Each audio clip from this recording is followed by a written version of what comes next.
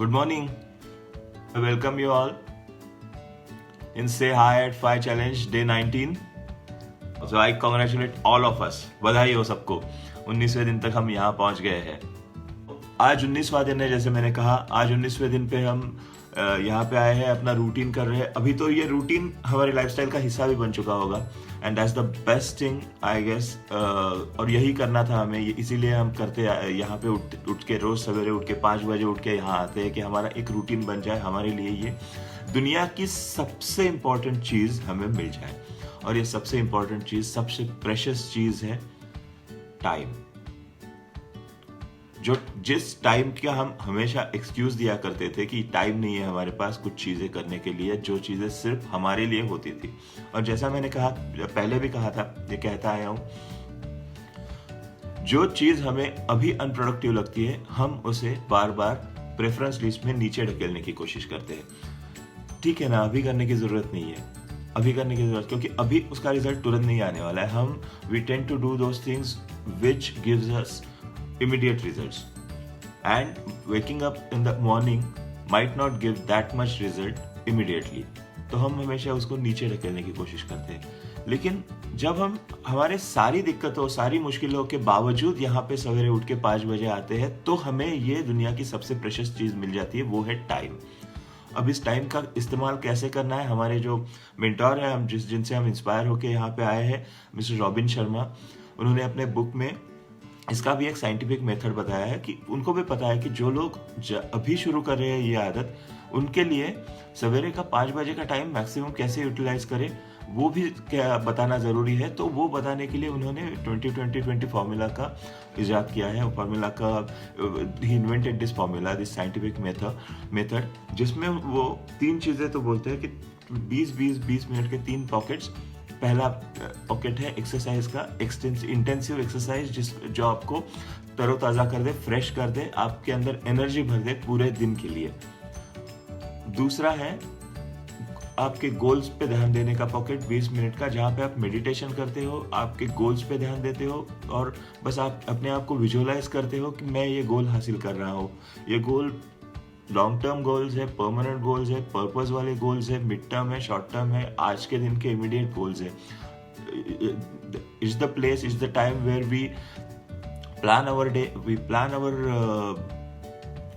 Good morning Rajendra ji. we plan our day, we plan our month, week, year, life. So these are those 20 minutes where we do it. It's the best time. और आखिरी के 20 minute है जो reading के है. अब reading जो है, रीडिंग का क्या पढ़े ये भी होता है, कैसे पढ़े ये भी होता है. बहुत से लोग होते हैं जो रीडिंग करते हैं, कुछ लोग नहीं करते हैं, कुछ लोग दिल से करते हैं, नहीं कर पाते. रीडिंग के बारे में ये है कि कुछ लोगों को रीडिंग करते करते नींद आ जाती है. I know a few people जिनको रीडिंग पढ़ना शुरू किया, 2-4 पन्ने पढ़ लिए कि उनको नींद आने लगती है. सवेरे का ये टाइम है, इसीलिए सवेरे का टाइम दिया गया है कि आप एक्सरसाइज करते हो, आप अपने आप को ताज़ा रख रहे हो, फ्रेश रख रहे हो, यू आर फुल्ली अवेक. और इसके बाद यदि रीडिंग करते हैं तो नींद आने का तो कोई चांस नहीं है. तो ये एक्सक्यूज तो गया. पढ़ना क्यों है? Obviously we all know books give us wisdom, information, knowledge. अगर फिक्शन पढ़ रहे हैं तो शायद हम ज़्यादा देर तक स्ट्रेच कर पाते हैं. नॉन फिक्शन सेल्फ हेल्प वाली बुक होती है, जिसमें self help, by definition they are self help books. तो जितना राइटर का, ऑथर का हिस्सा रहता है उसमें, उतना ही हिस्सा हमारा रहता है. ध्यान हमें भी देना पड़ता है. तो ये वाली जो बुक्स हम जब पढ़ते हैं तो हमें ध्यान देना है कि हम उनसे क्या पा रहे हैं, हम उनसे क्या सीख पा रहे हैं. मैंने ऐसे भी लोग देखे हैं जो बहुत फास्ट रीडिंग करते हैं और बहुत ज़्यादा याद रखते हैं उसमें से. और ऐसे भी लोग देखे हैं जो बहुत स्लो रीडिंग करते हैं लेकिन उन्हें कुछ याद नहीं रहता. कुछ लोग होते हैं जो किताबें खरीदते हैं और 100% कंप्लीट नहीं करते. बहुत सारे लोग होते हैं. जब मैंने बुक लिखी थी तो मेरे मेंटोर ने भी मुझसे यही कहा था कि people buy books, 80% of them never finish, right it. हाँ, of course, even with authors, 80% of authors never finish their books. कभी बुक कंप्लीट नहीं कर पाते. सबके लिए यही है बुक्स के some of this is the irony of the books. तो रीडिंग करते टाइम ऐसे होता है कि बहुत लोगों को पढ़ने के बाद भी अंदर तक नहीं पहुंचता. क्यों नहीं पहुंचता? तो आज की ये जो कहानी है, ये कहानी उसी से रिलेटेड है। शायद रिलेटेड भी ना हो, लेकिन हम उसे वहां तक जोड़ सकते हैं, हम उसमें से कुछ टिप पा सकते हैं कि ये अंदर तक कैसे पहुंचे, कैसे हम जो पढ़ते हैं वो अंदर तक जाता है, कैसे उसमें से हम कुछ पा सकते हैं। क्योंकि ये चूसना होता है, it's like sucking the knowledge from the books, from the words, between the reading between the lines. चलिए, कहानी के किरदार जो है, कैरेक्टर्स जो है, हमारे सबके पहचाने हुए, बचपन से हम इन किरदारों को सुनते आए हैं। अकबर बीरबल। अकबर बीरबल की कहानी है ये। अकबर कौन है समझाने बताने की जरूरत नहीं है, बीरबल कौन है बताने की जरूरत नहीं है। अकबर मुगल सम्राट अकबर के दरबार में नवरत्न हुआ करते थे, 9 रत्न। ये these were the 9 ministers, 9 wise man of those times. तो ये 9 रत्न जो थे, ये अकबर के दरबार में थे। उनमें से सबसे जो पॉपुलर है, जो हमें पता है, वो है बीरबल और तानसेन पता है। बाकी के 7 रत्नों के बारे में मुझे भी खास आइडिया नहीं है, but I am sure if they were there with Akbar and Akbar was paying them handsome amount to retain them, obviously they must be wise men, they must be of that much use. तो उस time का HR जो भी होगा, वो लोग उन लोगों ने सोचा होगा इसके बारे में कि इतने ये सब महानुभावों को अगर नौकरी पे रखना है तो क्या करना होगा, उनका कैसे इस्तेमाल करना होगा। तो ये 9 रत्न थे। अब ये 9 रत्न क्या करते थे, जब भी, and these people were experts in their own manner, तो जब जो भी कोई मुसीबत आती थी, जो भी कोई मुश्किल आता था, जजमेंट के टाइम पे हो या कोई डिसीजन लेना है दरबार में, तो ये 9 रत्न को बुलाया जाता था। Birbal was the chief of them, Birbal was the closest adviser to the king, he was witty. तो ये आ जाते थे सारे लोग, फिर उनका एक जो भी चर्चा होता होगा, और फिर ये हल निकालते थे। एक दिन अपना अकबर जो है, अकबर बीरबल की कहानियों में हमने हमेशा देखा है कि अकबर को कुछ ना कुछ वियर्ड क्वेश्चंस आते रहते हैं, समस्याएं आती रहती है, और वो बीरबल से पूछता है कि इसका हल क्या होगा। कई कबार ये जेन्युइन होता है, कभी कभार बीरबल को ऐसे ही फंसाने के लिए, टीज करने के लिए होता है। इस बार बादशाह जेन्युइनली चिढ़ गया, बहुत गुस्सा हो गया। बुलाओ सबको, पूरे 9 के 9 लोगों को बुलाओ। आ गए दरबार में 9 के 9। बादशाह गुस्सा है। उसी दिन बीरबल के बेटे ने जिद पकड़ ली थी कि मुझे दरबार देखना है। अब बीरबल उसी दिन अपने छोटे 8-10 साल के बेटे को भी लेके आया था दरबार में। उसे दरबार देखना था, कैसे काम चलता है वो देखना था। बादशाह ने बुला लिया 9 के 9 लोगों को, गुस्सा हो गया। अब बीरबल ये नहीं चाहता था कि बच्चा ये सब देखे, लेकिन वो कुछ नहीं कर सकता था। अब तो ये हो चुका था। Good morning Sunil sir. अब तो ये हो चुका था कि बच्चा आ गया था वहां पे, वो देख रहा है बादशाह कैसे गुस्सा है और कैसे सबको एकदम दरबार में बुला के is taking them left right centre. वजह ये थी कि वो कह रहा था कि आप 9 के 9 लोग यूजलेस हो, आपका कोई फायदा नहीं है। 9 लोग, 9 दुनिया के बेहतरीन 9 लोग मेरे पास हैं और मुझे उनसे कोई फायदा नहीं हो रहा है। सब देख रहे, हैरान है भाई, फायदा नहीं हो रहा है तो हम कर क्या रहे हैं यहाँ पे। हम आपको सलाह देते हैं, कोई बोल नहीं रहा है। बादशाह के सामने किसी के बोलने की हिम्मत नहीं थी, लेकिन मन ही मन में सारे सोच रहे थे कि हम सलाह देते हैं, जब भी जरूरत पड़े हम आ जाते हैं, मुसीबत का हल निकालते हैं। और बादशाह कहता है कि हमारा कोई फायदा ही नहीं है। कैसे फायदा नहीं है? तो बादशाह की यह समझ गया है कि ये इन लोग के मन में यही चीज होगी। तो बादशाह उनसे कहता है कि आप लोगों का कुछ फायदा नहीं है, आप इतने ज्ञानी लोग हैं, दुनिया के ज्ञानी लोग हैं, ये सब करते हो, ये मेरे दरबार में है, इतने सालों से मेरे दरबार में है, और मैं अभी तक वैसा का वैसा हूं, मैं बिल्कुल चेंज नहीं हुआ, मैं बिल्कुल आपके ज्ञान का मुझे कोई फायदा नहीं हुआ पर्सनल तौर पे। अब इन लोगों के दिमाग में बात समझ में आ गई है, लेकिन कोई भी बात नहीं कर रहा है, बिल्कुल चुप, सारे चुप खड़े वहां पे, चुपचाप गर्दन झुकाए।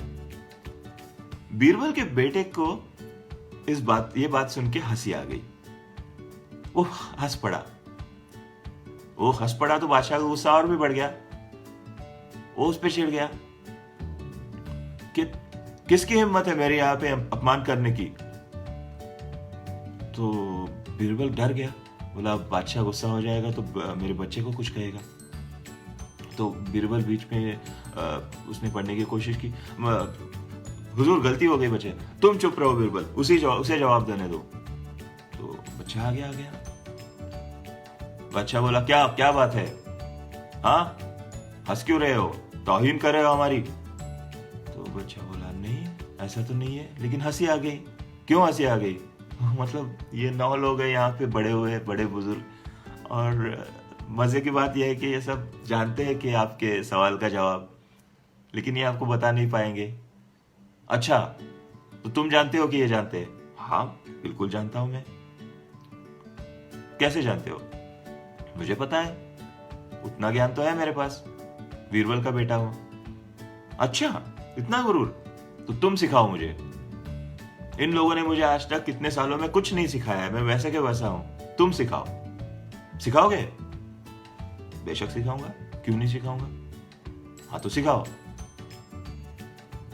आपको सिखाने के लिए एक चीज आपको करनी पड़ेगी। आप तो वहां बैठे हो सिंहासन पे 15 फीट ऊपर, मैं यहां हूं, मेरी आवाज तो आप तक पहुंच जाएगी, लेकिन ज्ञान पहुंचेगा? ज्ञान पहुंचेगा आप तक? आपको तो यदि ज्ञान पाना है तो एक शिष्य की तरह, मैं गुरु हूं आपका, आप यहां आ जाओ नीचे, तभी मैं सिखा पाऊंगा।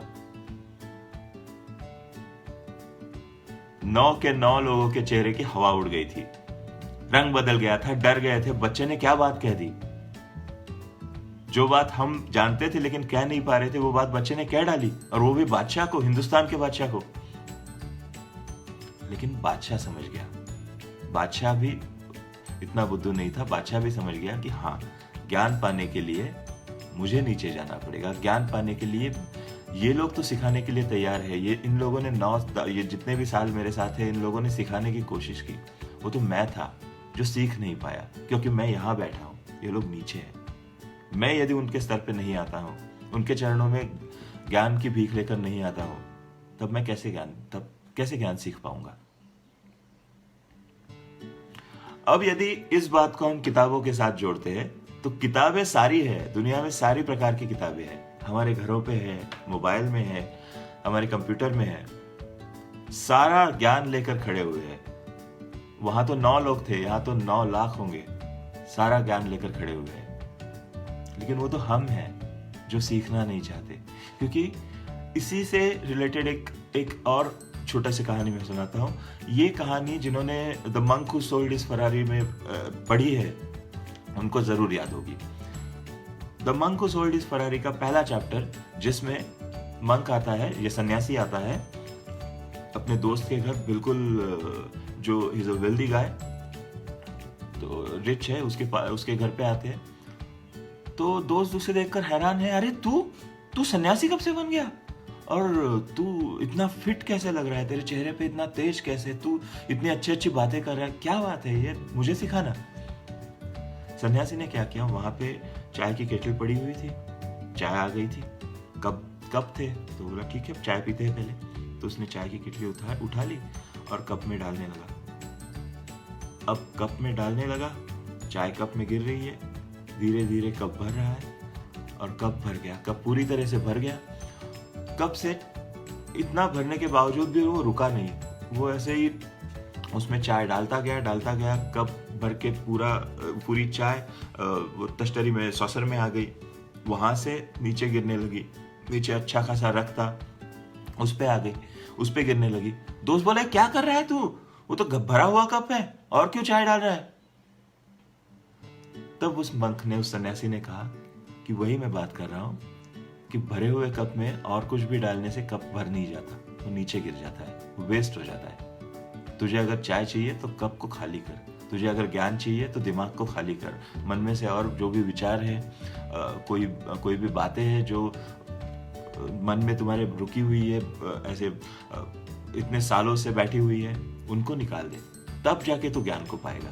किताबें पढ़ाने के लिए तैयार है, हम पढ़ने के लिए तैयार नहीं है। हमें यह देखना होगा कि हम पढ़ने के लिए तैयार है, तब जाके हम किताबों से जो हमें चाहिए उससे कई ज्यादा पा सकते हैं।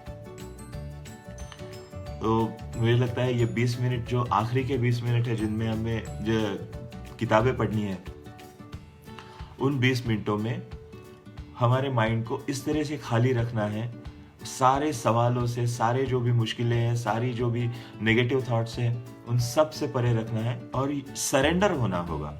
सरेंडर होना होगा किसी भी आइडिया में। जैसे हम सरेंडर हो गए इस आइडिया में कि हमें जल्दी उठना है, हम जल्दी उठेंगे तो हमारा फायदा है। इस आइडिया को हमने सरेंडर कर दिया है अपने आप को, और सरेंडर करने का नतीजा ये है कि आज 19वें दिन पे हम यहाँ पे आए हैं, लगातार 19 दिन तक। तो सरेंडर करने का ये नतीजा होता है। हम बुक्स को सरेंडर करेंगे तो बुक्स हमें बहुत कुछ दे सकते हैं, और बुक्स जो देंगे वो कोई भी मूवी, कोई भी टीवी, कोई भी वीडियो नहीं देगा। हालांकि that is my business, even though I am saying that.